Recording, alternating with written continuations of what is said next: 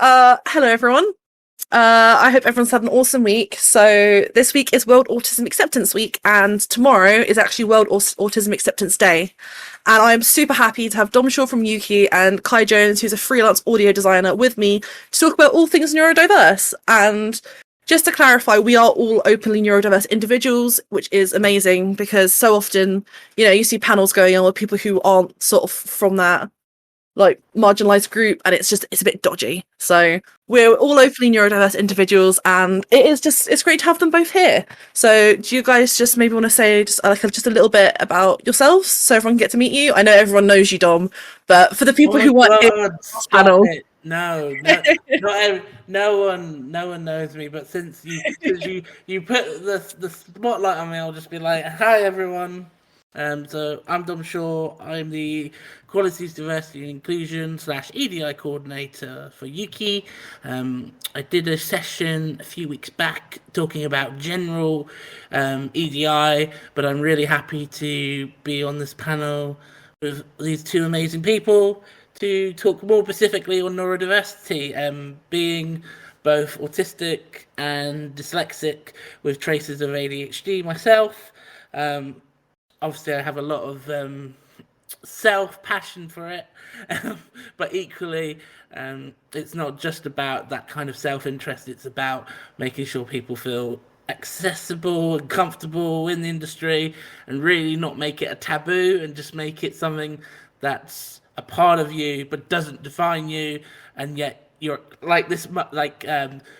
It's interesting because it's Autism Acceptance Week, and then day tomorrow, and then also April is Autism Acceptance Month. So we've got all the acceptances. It's a bit like Oprah. Here's some acceptance. You got some acceptance, and yeah. But that's me. Oh, it's just amazing to have you, Dom, and also the Oprah quote was just bang on. I love that. So yeah, Cai, do you want to talk just a little bit about yourself? Hello everyone, I'm Cai Jones. I am a freelance audio designer. I've been in this industry for about 3 to 4 years now, and I'm openly autistic, ADHD, and PTSD, so I'm somewhat of a collector when it comes to neurodiversity. And it's really, really nice to actually have a panel about this because really, really important topic, and it's really nice to see such a cool turnout as well for this. Yeah, it's absolutely amazing. I can't believe there's so many people here and interested. It's amazing. Yeah, and it's just so great for me as well to just be able to talk to other autistic people, which isn't something that I really get to do much in my line of work, but hopefully something that as time goes on I'll actually be able to do, which is really, really exciting. And so, of course, Georgie, did you introduce yourself to everyone? Oh, well, I am Georgie. If you don't know me, I am the career coordinator for Intergames. I've been in the industry about 6 months. I am autistic, which is something that I only found out about maybe 2 years ago. But yeah, I'm really hoping for more diversity and inclusion in the games industry, and I've recently become a Women in Games ambassador, so I'm hoping to also use that to help neurodiverse young women and non-binary people to get a foot in the industry. So that's me. Yeah, I didn't want us to move forward without you giving your intro too. No, I love that. That's great. So I guess we'll kind of just start at the beginning, which is kind of when we all got our diagnosis, because it's completely different for everyone. It's different for people, for different genders. A lot of people who are assigned male at birth, they have a lot of the time they get their diagnosis a lot earlier in life, whereas people who are assigned female at birth usually get it quite a bit later in life. But it was always different for everyone. So Cai, if you would like to tell us a bit about that. Sure. So I first got my diagnosis when I was 16, but I was on a waiting list for it for about 1 to 2 years.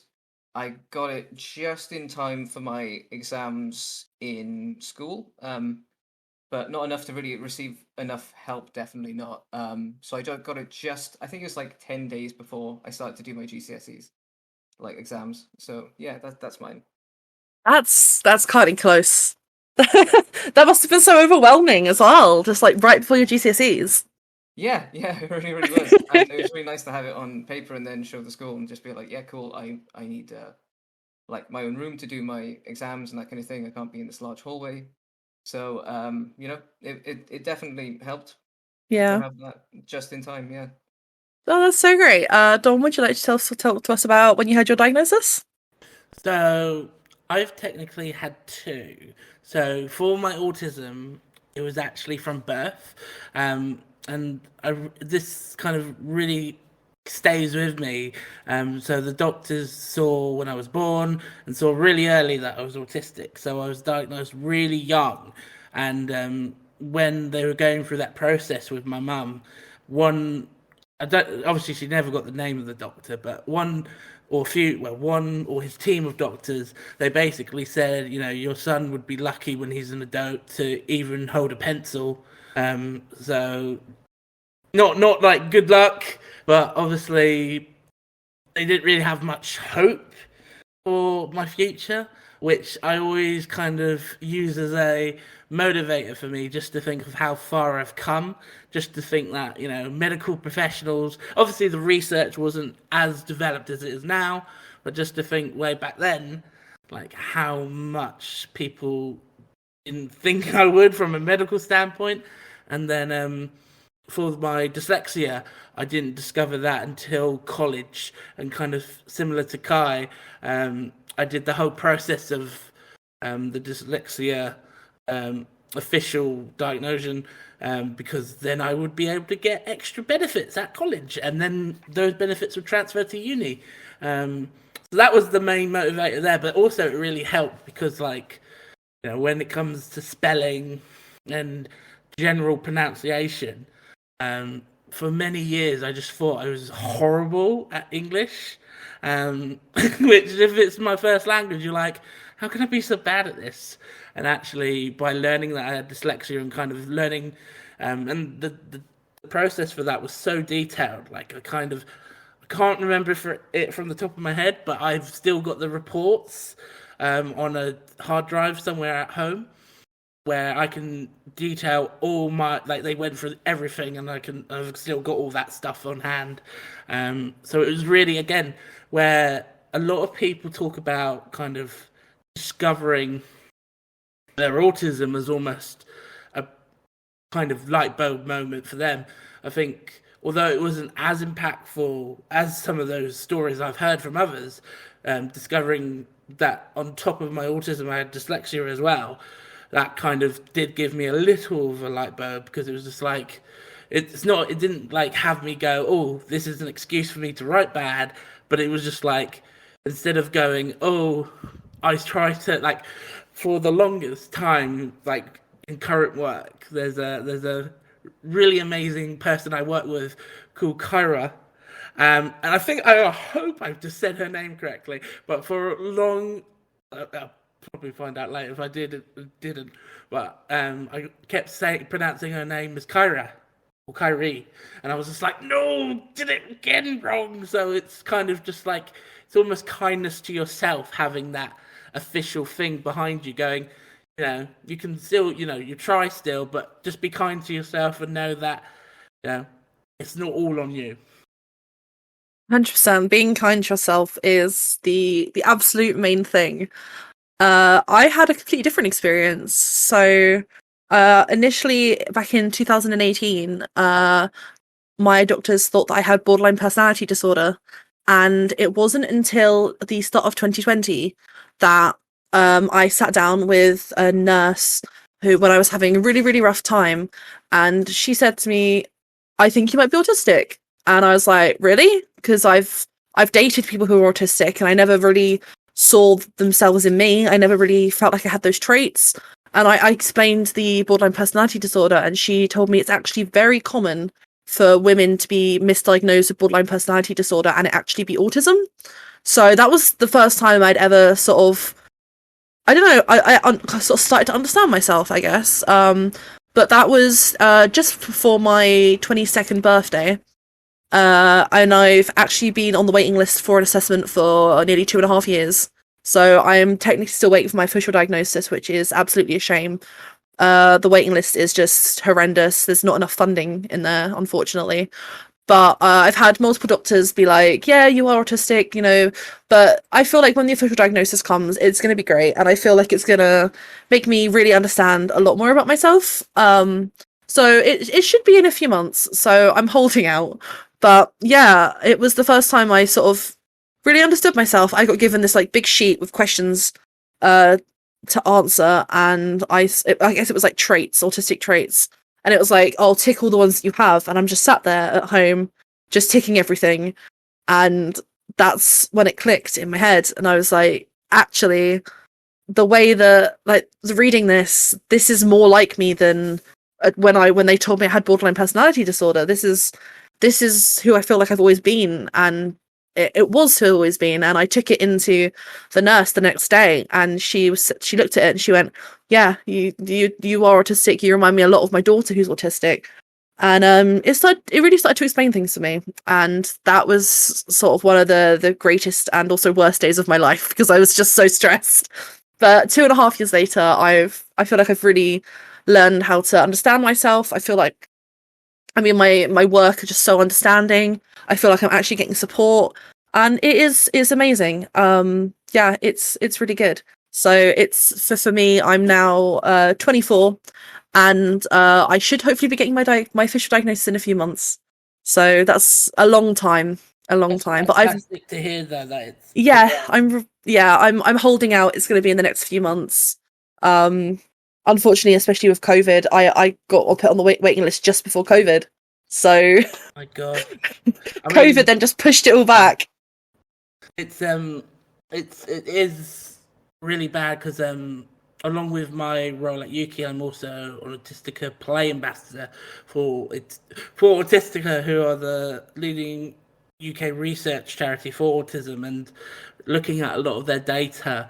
You're so correct, Georgie, about the lack of funding, the lack of experts within the actual field that are able to give a proper diagnosis, and overall just the lack of support from government to make this a priority. 100%. Yeah. And currently at the moment, not to shout too much, but Autistica have got goals that they want to achieve by 2030, and one of those goals is to ensure that the diagnosing process across nationwide becomes faster and much more funding is put into it. And they're going to hopefully do that through working with some big partners in tech and hopefully gaming. But there's definitely some stuff that needs to be done, and especially like you highlighted as well, it's so common that women reach 20 plus, and that's when they get their diagnosis, and it's only if you're really lucky do you get it younger. Yeah, no, a lot of my female friends that I went to school with and like university with have been diagnosed within the last few years. So it just goes to show. And then I've had a lot of past boyfriends be autistic, and they were diagnosed from a very young age, like 3, 4, 5, and yeah, most of my female friends have been diagnosed in their 20s. So it just goes to show. But so we've all got into the industry at different times. I'm a newbie to the industry. I've been in the industry 6 months. And I just want to ask how you feel the industry has changed for neurodivergent people since getting into the industry. So however long you've been in the industry, how has it changed for you, Dom? I would absolutely say massively. I mean, it's just like, so since we're being open, I've just turned 28 back on the 11th of March, and just looking back, and I entered the battleground of industry in 2015, so 7 years ago. So when I was 20/21, and I would say it's almost. I mean, there's still lots of work to do, like just for general understanding and acceptance. But where before I could only count the many people that were open to share and talk about any form of neurodiversity on one hand, and equally there to be no understanding at all in industry, because there was like, for example, I remember going to an event, and people would just look at me like, oh, what's his deal? And obviously I was kind of like, looking back at that moment, I was kind of just like really nervous to talk to people, and kind of, again, it's me assuming their looks, but they weren't nice looks. So it was like, but nowadays, like, I can I can think of over 50 people who are open, about just any, may they be ADHD or autism or dyspraxia, and that includes both of you, like, who are open to sharing those details, and that's absolutely fantastic, because I think by sharing about it, it brings that awareness and acceptance more easily to the field. But equally, I think, I mean, it's not directly neurodiversity led, but generally the inclusion at events. I'd probably say one of the biggest factors, at least recently, has been like the traffic badge systems that events put in place, and I love it, because obviously, like, if you have green, people are willing to talk. So even if you're nervous, you know that you can talk to someone. If they've got amber, to kind of, maybe they're not the right people to talk to first. And then obviously red is like, you can't really, you don't want to be approached or anything. So I think it's definitely, I'd probably say the best way to say it's like, I arrived at midnight, and now it's about 5 in the morning. Although there's still a lot of things to do to get it to like 12 p.m. in the daytime, where it's all like really nice and light. To be able to have at least a good amount of sun, and to there to be progress, is just like, yes. I definitely agree with the traffic light system. That's really improved things for a lot of autistic people that I know. Hopefully that Especially those who are, answered the like- question. Yes, answer the question. Can we get the traffic light system developed this year? Because that'd be great. I'd love that. Yeah, please. Absolutely. I find it really good for people who are like sensitive to touch and other things as well, so people know that, like, for instance- Cai, what Yeah. what about yourself? What has your experience been like? And then Georgie can end off this question, and then the next question she can start. So, Yes, absolutely. Go on, Kai. yeah, just checking my mic's all right. Is it good? Yes. Yep, I can hear you. You're perfect. That was my fear too. I was just like, because we can't see each other. It's like, are they okay? Am I the one? This is an autistic's problem when you can't see each other. Yeah. Absolutely. Yeah, so, well, I've only really been open again about neurodiversity since GDC last year, because there was a safe space for people who are neurodiverse. And prior to that, I'd only ever brought it up once with one team in this industry back in 2019. And I had a negative experience being open about my neurodiversity, and as a result, I didn't end up talking about it much. But ever since that one panel at GDC last year, which I believe was the first time that they ever done like a sort of safe space for people, since then I've been feeling a lot more open about talking about it. So yeah, when I started in this industry, it was like 2018. And back then I was working a lot with Discord servers and other things, because there wasn't really much around me regarding games. And back then there was definitely, I saw a lot more stigma in communities and a lot less moderation to make sure that people who are neurodiverse are actually treated fairly. And these days, with a lot of the Discord servers and other things that I'm in, I'm seeing a lot more people being much more aware and careful of that, and making sure that people are being inclusive in those servers themselves. I definitely completely agree with the traffic light system. That is fantastic, because a lot of autistic people I know are more like sensitive to touch, or don't want to be hugged, or have handshakes, that kind of thing. So having green, amber, and red is just a really good way of knowing who to talk to, like Dom said, and also know not to have that kind of contact with somebody. So that's fantastic. Other things I've noticed that have been really good, at least from the audio perspective, are the fact that there's people like able artists who will like offer discounts on a lot of audio equipment for people in this industry who are disabled, and that's been a really good resource of mine, especially because a lot of people I've noticed that are autistic come from like working class kind of backgrounds, I've noticed, or like a lot poorer as a result, and being able to afford equipment for this job has been really difficult coming from that background. So them offering like 50% discounts on stuff has like really helped. So I think, yeah, that's my experience so far. That's amazing. It's so good that when there's like things like that in place. Funnily enough, like I just got like a little keyboard and mouse from my work so that I can work in the office. But then it gives me the ability to work from my bed if I'm not feeling it. It gives me the ability to work from wherever I want to because I don't have a laptop. And like just little things like that sometimes can make all the difference. And I guess I haven't really been in the industry long enough for anything to change, but I went to develop in October, and that was my first. That was my second week at Indie Games and my first sort of big event that I ever went to in the games industry, and it was absolutely incredible. And while I feel like yes, that the traffic light system definitely should be sort of at a lot of these parties because it's one of those events where it's we're all at the event in the daytime and everyone's getting drunk in the evening going to parties, and that's definitely the sort of place where you need to have that in place so I can be like, please don't touch me, give me a little bit of space. And honestly, it's been so amazing. I told our amazing CEO Declan that I had autism in my interview, and I was like, this is all the benefits that I have from being autistic, and this is why I'm amazing.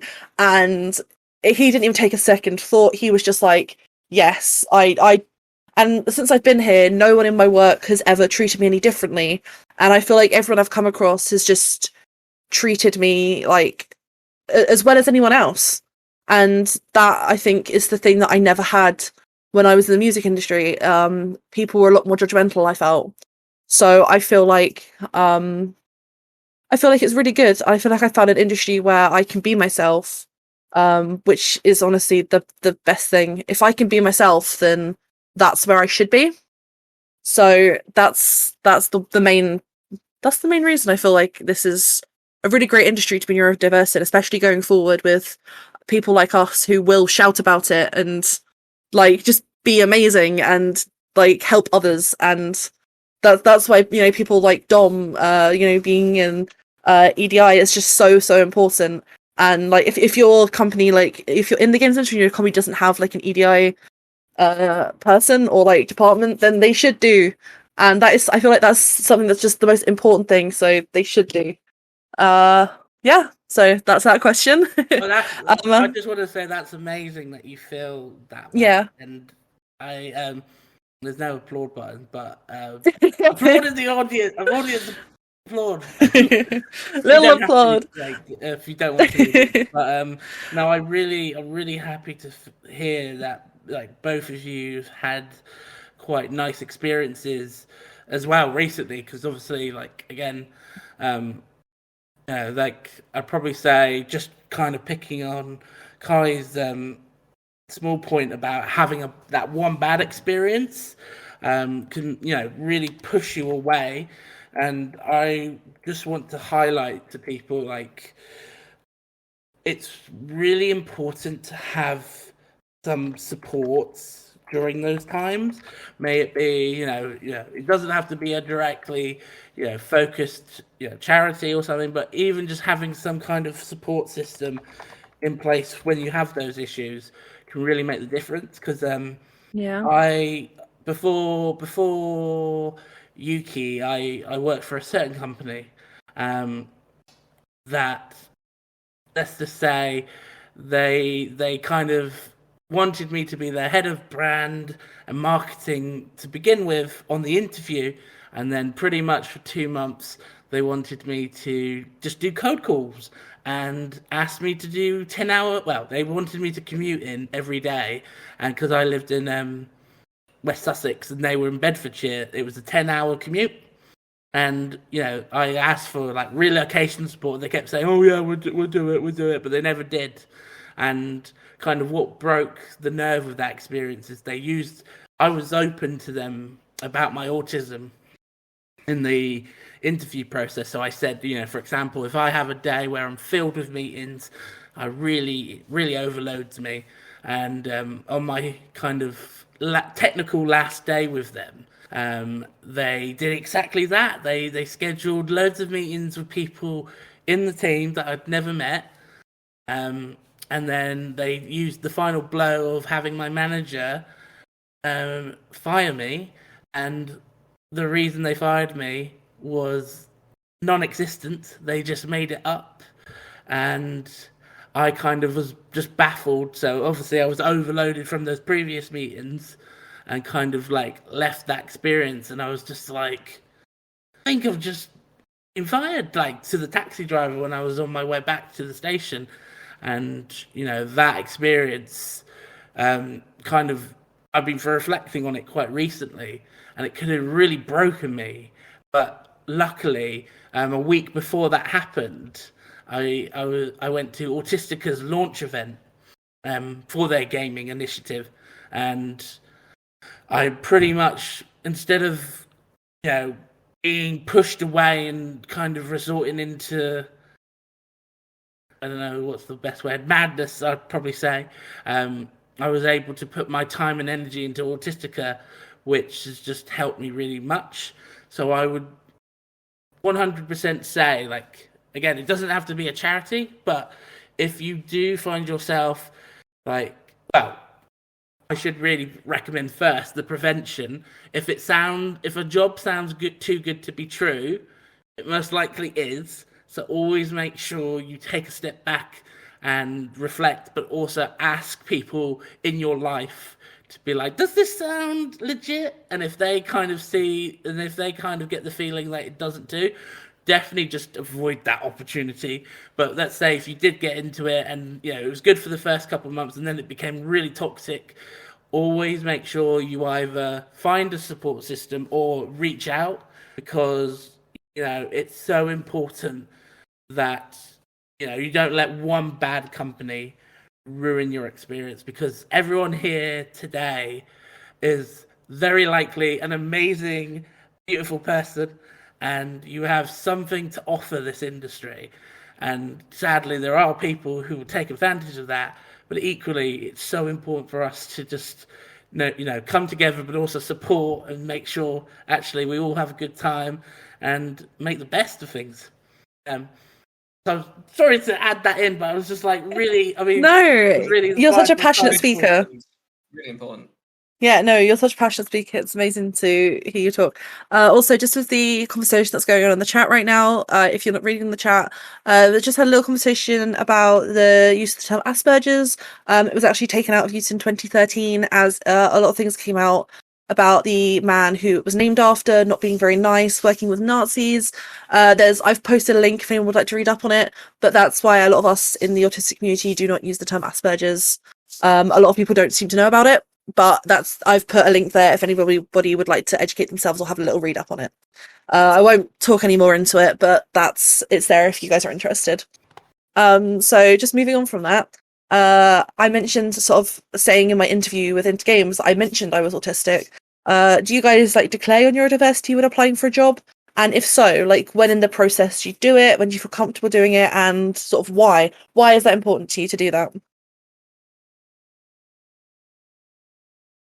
Hi, do you want to start? Either of you are free to go.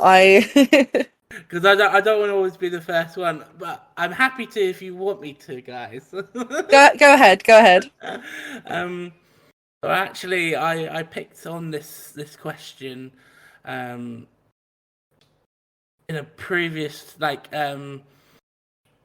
did. So from the session I did with Intergames before, that question actually came up for just general diversity, and it's really an important question because, for example, the experience I shared before, sometimes it can, put you in a difficult situation.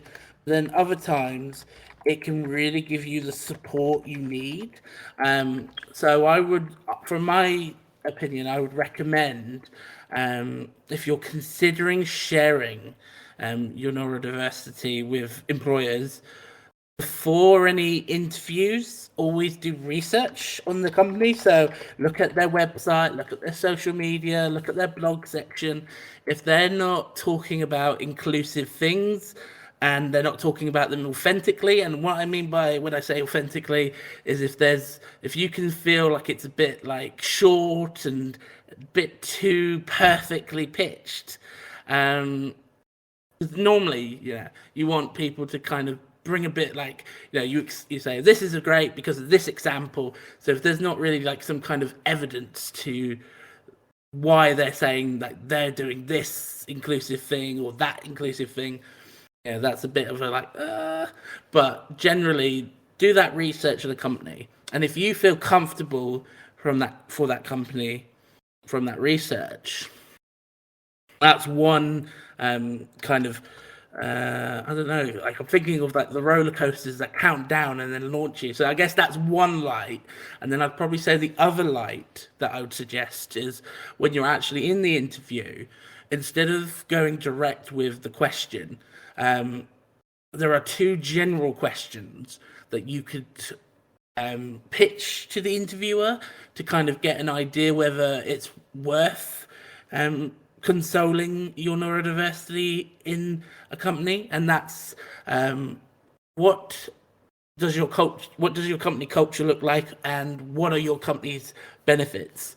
Now, by asking both of those questions, they are generally asked so you don't get pressured into a corner by asking a very specific question, but equally the answer that the interviewer gives you will give you a really good indication whether they will be right to answer that question. So, for example, if you ask what are your benefits as a company, and if they're not talking about mental health and reasonable adjustments, flexible working, and going into details about those, I would say that's a bit of a red flag, because if these companies don't have these processes in and they're not willing to shout out about them to you, then it's a bit like, well, if I share this, will they be there to actually support me?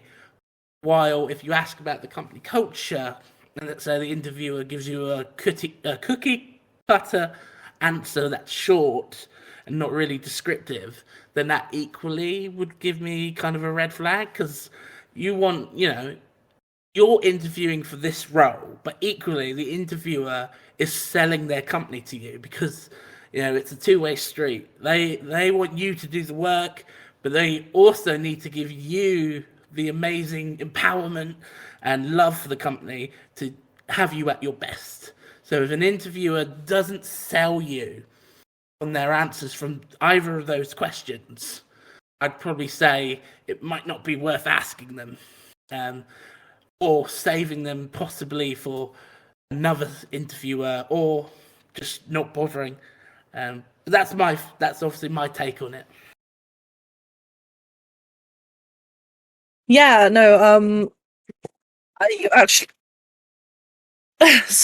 apologies. So yeah, no, I was just gonna say that I actually didn't declare my neurodiversity in an interview with a company where I did get the job, but I left within a few months because once I told them, they just didn't make any adjustments for me. They just didn't understand when I was having a panic attack.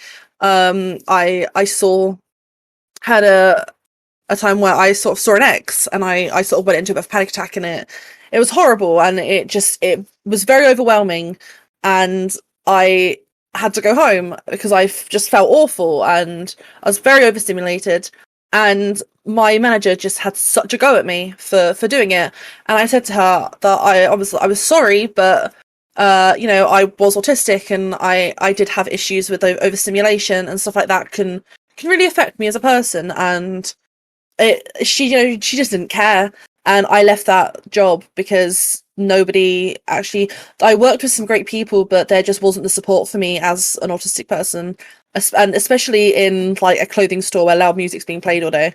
It was just very overstimulating. But yeah, I just didn't have the support. And coming into games and being open about it has just been amazing. I mentioned it in my interview, as I said before, and I have just been so welcomed. And while there was no one in the company that was also autistic, they were just it's always been like, well, what can we do for you? Please let us know if we can do anything. And while they didn't maybe not have the training to know what adjustments to make, it was like, let us know what we can do for you. And that was the most important part for me, was to say, hey, I'm autistic, I might need this and this and this, and for them to be like, absolutely. And that is just the best experience that I've ever had. And honestly, I'm very, very glad I don't work in a clothing store anymore, because being in a clothing store with screaming children all day and music is just not it. It is just not it. So I would always say absolutely 100%. Disclose it if you're comfortable, and like Dom said, read up on the company, see their stance on it. The store I worked in, they did have a stance that they were very inclusive of people with all sorts of disabilities, but then it turned out to not be true. So sometimes you win some, sometimes you lose some, but the best thing is that you just follow what's best for you.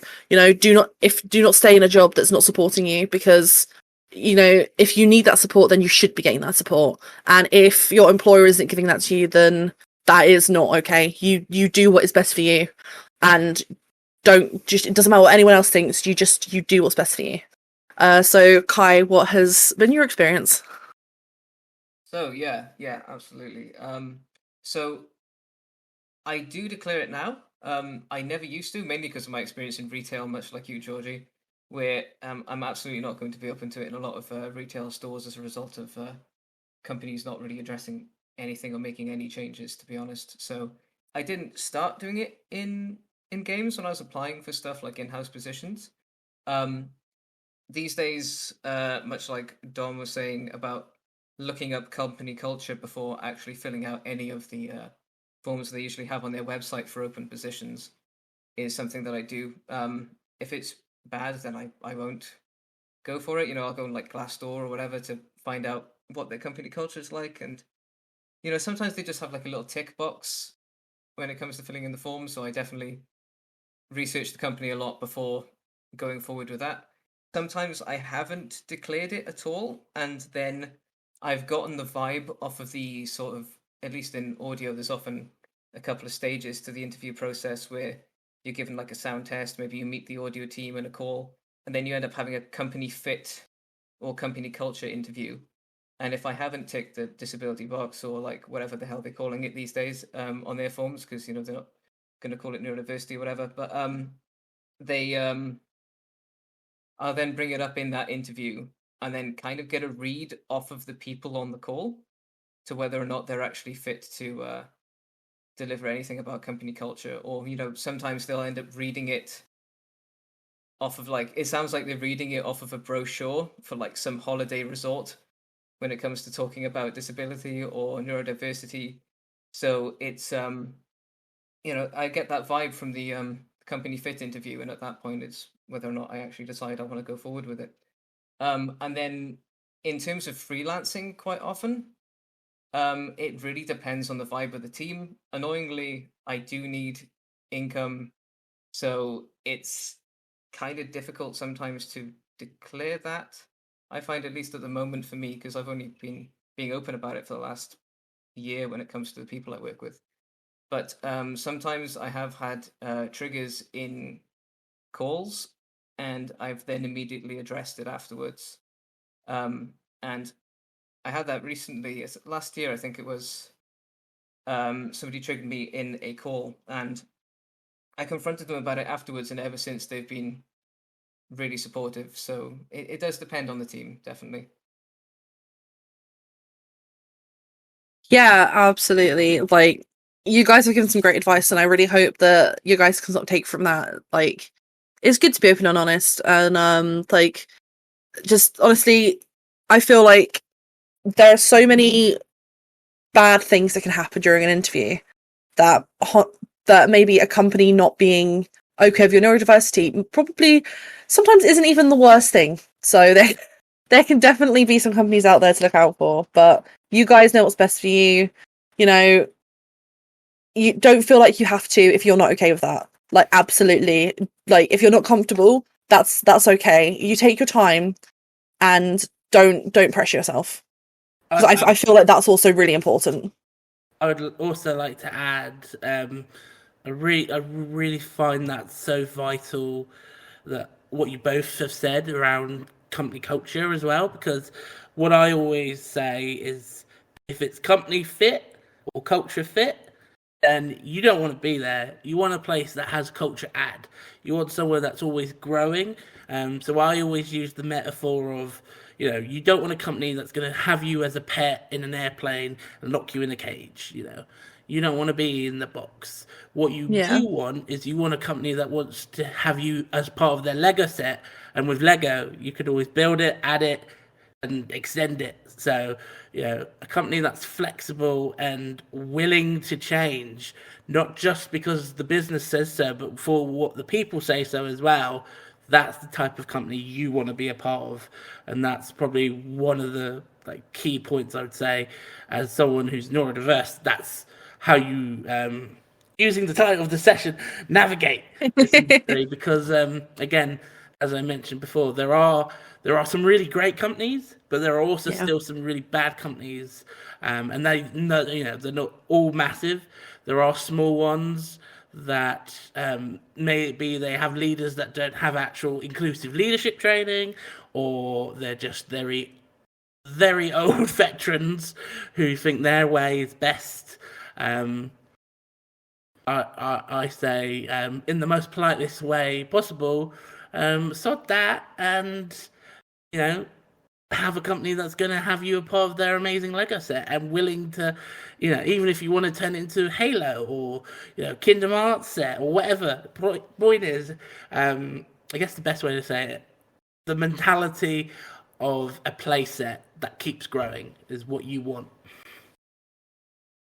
Yeah, that's some really good advice. I feel like we're running out of time and there's just so many questions, and I want to make sure we have some time at the end for a couple of questions from these guys. Just, I guess, like for people, there's a lot of people out there who are still like self-diagnosed, that might perhaps can't access an assessment or can't afford one. How do you think they can go about still receiving help while not having an official diagnosis? I know that for myself, my company is very supportive, and if you're going through, even if you're going through that process without an official diagnosis yet, they are supposed to treat you like you have the diagnosis. But unfortunately, there are a lot of companies out there who don't follow that. So, how do you think they can go about receiving help without an official diagnosis? Floor's open. Number one, and this is something that I hope everyone takes as a know your right, know your value as an employee.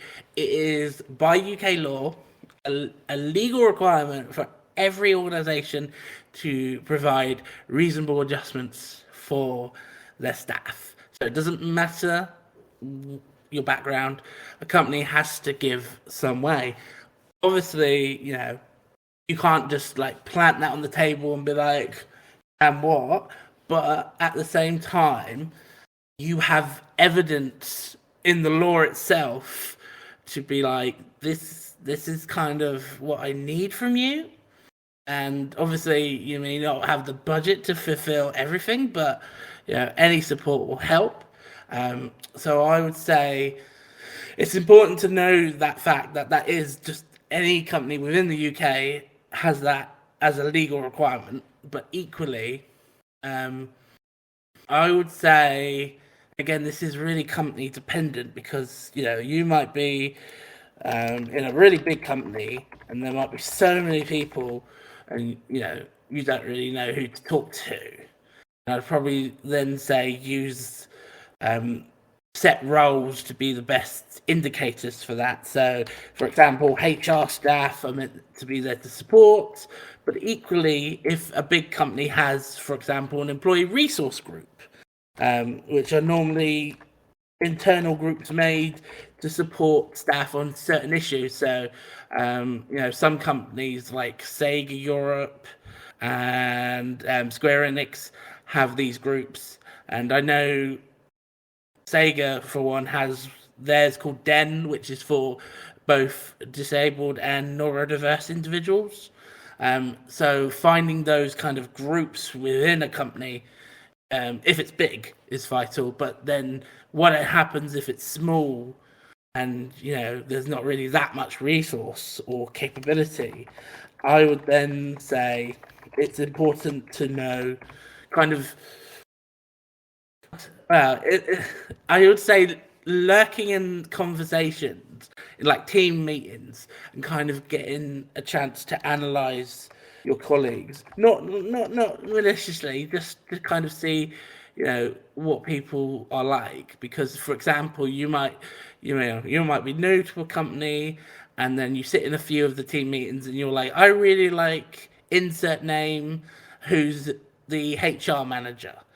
I feel like I've got to talk to them. Or I really enjoyed the points that insert name, who's our marketing coordinator, said. Maybe I could go talk to them. So kind of almost deconstructing your team to see, if it's small enough, to see who would be someone that you could reach out to who might be willing to listen. That's probably some of the ways I would suggest. Yeah, no, it's absolutely great advice. Kai, I know that you spent a couple of years waiting for a diagnosis. Just wondering if there's like any time during that you were able to access support without your diagnosis? There was basically through one of the teachers in the school that actually listened. No one else did. There was just one teacher that was very accommodating. And as a result of just having them on my side, it meant that I could get more help just from the school in general. So while I was waiting for that, they were helping me out with making sure that there were things in place to help me during exams. But yeah, it's pretty much just having an advocate, having someone on my side that was actually of some level of authority, really helped in that regard. Also, I don't know too much about self-diagnosis, I guess, because I was diagnosed when I was younger. But I'm really, really glad that we have Dom here with all of this really awesome information that we can all use going forward. Yeah, I feel like for me and Kai, Dom's just like teaching us so much stuff, and it's amazing. So I guess I have one final question before we open up the floor to you guys. And I guess maybe we could try and make it a quick one so we can get our questions in. But how has your neurodiversity helped you in the industry? Like, I think, for example, I get very chatty and passionate, and I'm very thorough with my work. And I'm so glad I'm in an industry where like triple checking my work and being extra careful has helped me massively, which is amazing. So for you guys, I'll ask Kai first. How has your neurodiversity helped you? It's definitely helped me in terms of freelancing because I guess the flexibility of my own working hours and understanding how I work and it being different from others has definitely given me a leg up. I think the way that I work and how passionate I get about my work has definitely meant that I can really like hyper focus on tasks quite often, and I end up getting work done quite quickly, and that's really helped there. Also, it's really cool because I see a lot of neurodiverse people in this industry. As a result, I know immediately who they are at events because we just have like this sixth sense and we just connect really, really well. And I end up, as a result, attracting a lot of neurodiverse people to work with, which then ends up making my work environment feel a lot safer. So definitely in that regard, with connecting to people and understanding how I work and being able to focus for really long periods of time has really, really helped me in that regard. Yeah, completely understand that one. So Dom, I mean, your university has helped you massively because you do so much work. That's pretty much your job, is just being an amazing neurodiverse person. But if you'd like to sort of share with us your thoughts on that. I mean, I would definitely say, I think like knowing your limits and comforts, and it being a part of you, it brings a sense that you are in control, and I think that's important. But equally, I don't let it define me. So I'm just me, you know. I am, on top of, you know, being dyslexic and autistic, I identify as LGBTQ+. I am a massive Transformers fan. I can be absolutely mental around IP, and I love talking about IP and company structures. But then there's also other topics. So I would say it's that level of control and confidence has definitely been an advantage, but also not letting it divide, not sense of pride way, but not letting define me in the sense that we are all human. Because I think what the beauty of neurodiversity is because it's an invisible lens diversity. You know, unlike, you know, forms of gender and ethnicity where you can instantly see that from appearance based, you don't really see invisible lensed diversities from the get-go.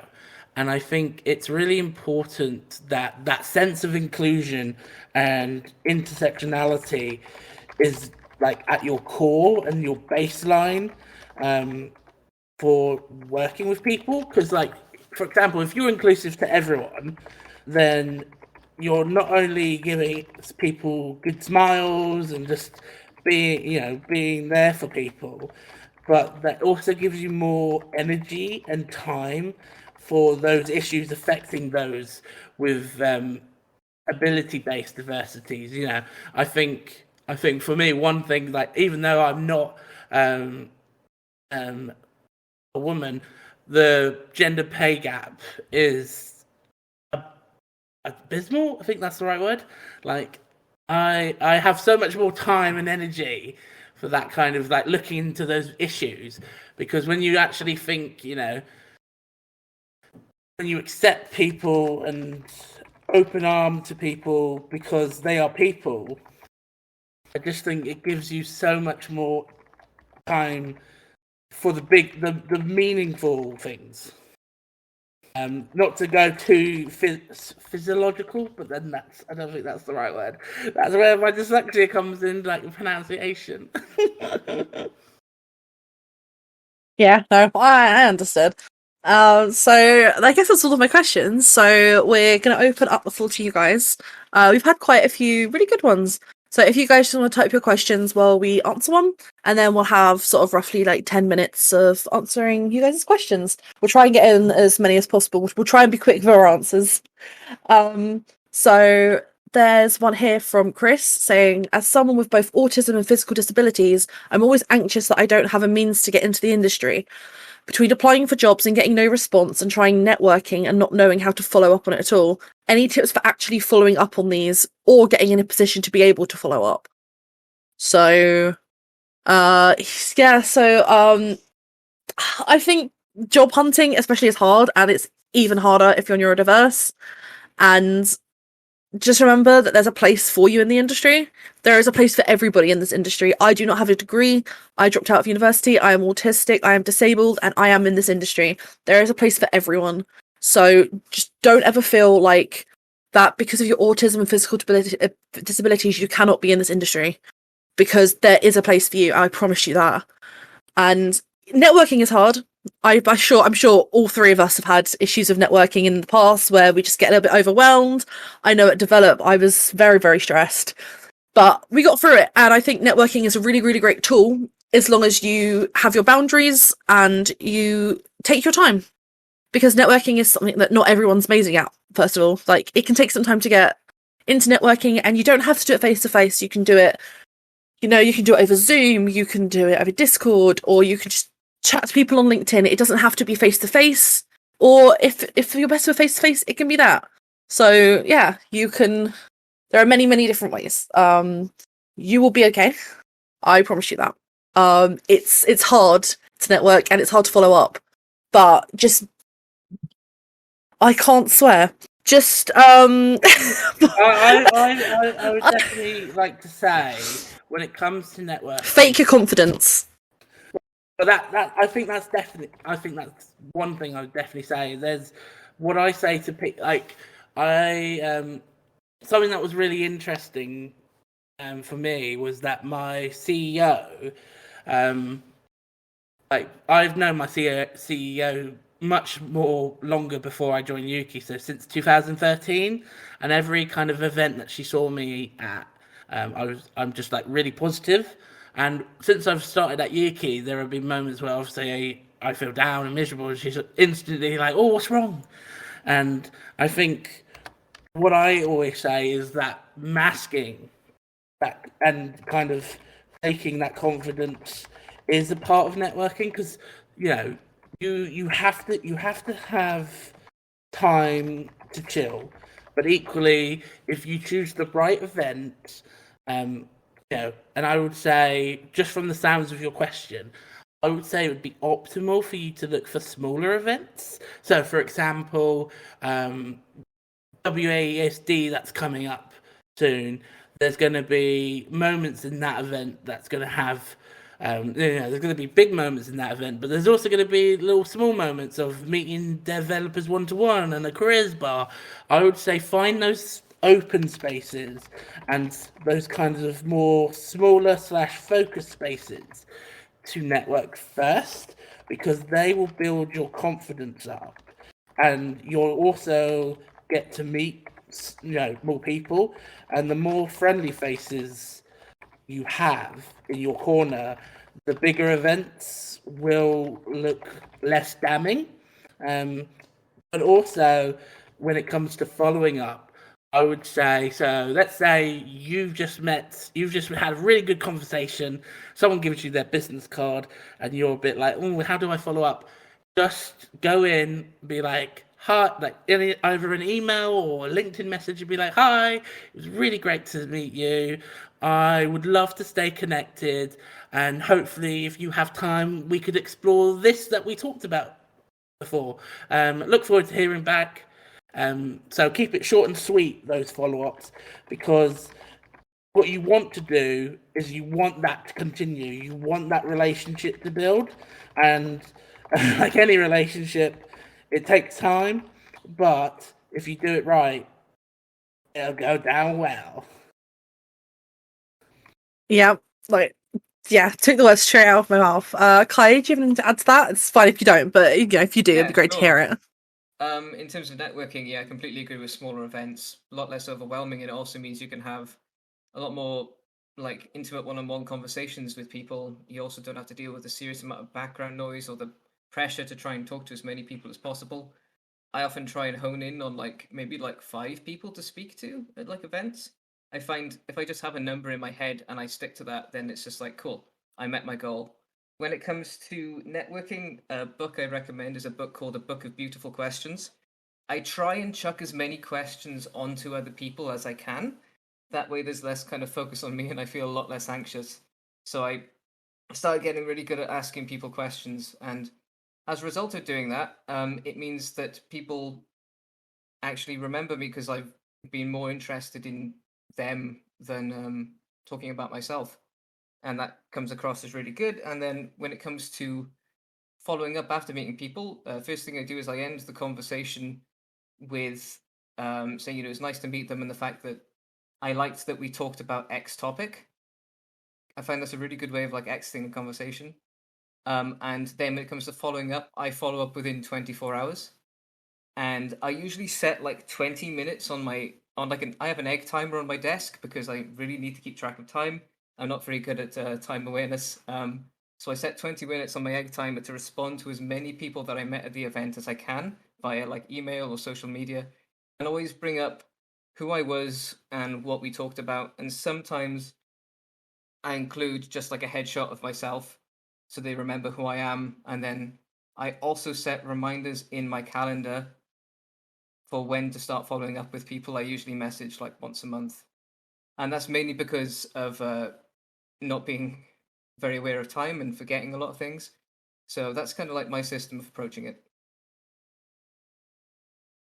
That's awesome. I saw a really good question, which was actually a question that I had, and I didn't know if we'd have time for, but I'm glad to see someone has said it in the exact same words I did.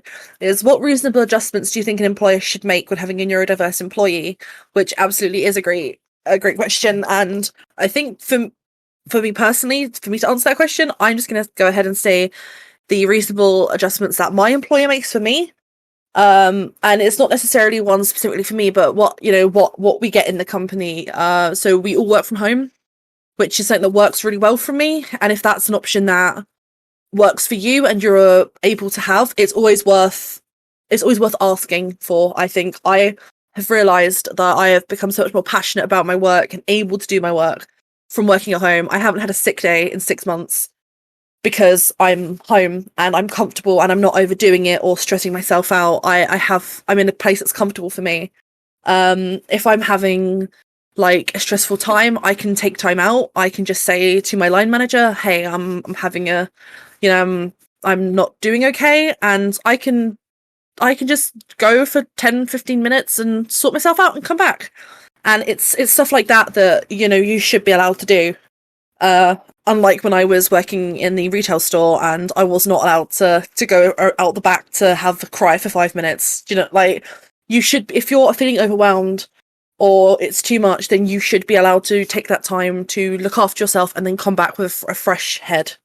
It's stuff like that that your employer really should be offering you and giving you. Obviously remote work isn't always possible, but if you have the chance to do remote or hybrid work and that works for you, absolutely take it. I know for me personally it works really well. But yeah, that's the things that have really, really helped me. So Cai? Sure. So definitely the working from home thing. If I'm ever applying for in-house positions, if they give me the full flexibility to work from home, it's just amazing, because something else I've noticed as a freelancer is being able to choose my own working hours during the day, because I'm much more productive during certain hours than I am others. So a standard sort of 9 to 5 protocol in the sense doesn't really work for me. I'm really, really good at working in the early mornings and not at night. And also, just like to add to people being employed in-house, the fact that people have to wake up at a set time every morning, especially being neurodiverse, and having to then travel to work can be a really stressful experience for people who are autistic to start the day, especially if you live in areas of London when the tube is ridiculously loud and you need like good headphones to block out that kind of sound. So you end up with a lot of sensory issues when traveling in the morning, and it really puts you in a really bad state of mind for when you're turning up to a job. So I think that's something that people really need to consider. Also, when it comes to freelancing, I don't like being messaged after 6 p.m. So I have 2 Discords and 2 social media accounts for each platform, so that I can avoid people messaging me after hours. Like, just don't do it, because it's interrupting on my own personal time. And additionally, if I end up back into a work headspace as a result of being very hyper focused on tasks, I can't exit that again. So if you do message me after that time and I do see your message, I'm going to be hyper focused on work during hours that I want to relax. Also, don't schedule like meetings at night the day before they're going to happen. Make sure that you schedule them at least 24 hours before the meeting, because I find that if someone tries to schedule a meeting with me during the day and tries to enforce me having that meeting, then I'm not going to be very productive at all. And I don't deal with like very sudden change that well as a result. So having people call me at ridiculous hours or trying to schedule stuff within the day it kind of throws my working pattern off track. So that's something as well. And I want to add as well that a little thing that I do if people are kind of breaching my own personal boundaries is I use a sort of structure, which is I tell them when X happens, I feel Y. What I'd like to see is Z. I learned this from another neurodiverse person in the industry. So for a frame of reference, when you try to schedule calls with me within the day of it happening, then it affects my productivity during the day. What I'd like to see is you scheduling stuff ahead of time with me so that I can then be better, much more productive. So that's just a little thing that I use.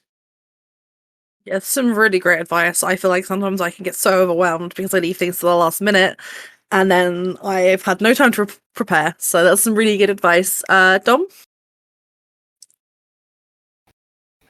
I couldn't really. I mean, you're both like you've taken most of the kind of virtual ones. So I guess just to add some of that physicality. So kind of to that, like today, I'm in the office only for the afternoon, and I generally work from home. So again, the working from home aspect is vital. But I would say let's say if you do want to be in the office, or you have more of a hybrid where you want some days in the office and then some days not in the office, what's really important from your company is kind of those physical adjustments as well. So, for example, the lighting in my office has actually been decent, and because they readjusted it to ensure that it's not like super bright or super low. They're not dimmable, and I'd probably say if I could, I would absolutely say for them to get dimmable ones just for that control. But having good lighting, having awareness of the sound and the spacing, these are all factors that hit our sensory. And if you don't have the right environment, your senses go all over the place. So be sure to kind of communicate that when you have those moments, but also as well highlighting your preferred comms means is also really important. So a bit like I said about he's got separate discords. Equally, I'm kind of like facing that issue myself a little bit because I prefer to talk to people on the team in Teams, but then a lot of people use Slack, but then there's the inconsistency, and it's kind of like trying to get that balance. So the ideal situation would be everyone if they want to talk to me about work stuff, it'd be through Teams, and if not, through Slack. And I think just not only highlighting preferred comms means, but asking for set barriers or set boundaries, and almost asking for support in a routine are fundamental, reasonable adjustments. Some super great advice. I guess we're kind of out of time, but I'd really like to take one more question, actually, which was, how do I be more sensitive and respectful about neurodiversity? I just thought that was an amazing question. Thank you, for starters, for asking that question. That is really good. I think personally, from me, I would say don't use different neurodiversity things under the neurodiversity spectrum as slurs, like calling each other autistic, stuff like that. Like, if you're not in that marginalized group, then you do not have the right to do that. So that's one of the best ways, is to just not use anything like that as a slur, and to just research, just like look up, if you've got neurodiverse friends, look into their neurodiversity and just have a little read into it, because they might have some things, they might be a bit funny about some things that you don't realize, or they're not comfortable talking about. And just being a bit more sensitive to that, I think, is just the most important thing. Yeah, as Harry's just said, being respectful and being willing to learn is key. Like, as long as you are there and you are making an effort, then that is absolutely amazing, and your neurodiverse friends will appreciate that, like, so much. Dom? I'm literally dang it. So not this year, but last year, for when it was called World Autism Awareness Month, I actually did an article piece with some of my fellow Autistic Play ambassadors, and I'm going to put it in the chat right now. And in that, I asked them basically to kind of deconstruct, what you would love people to know and how people to treat you.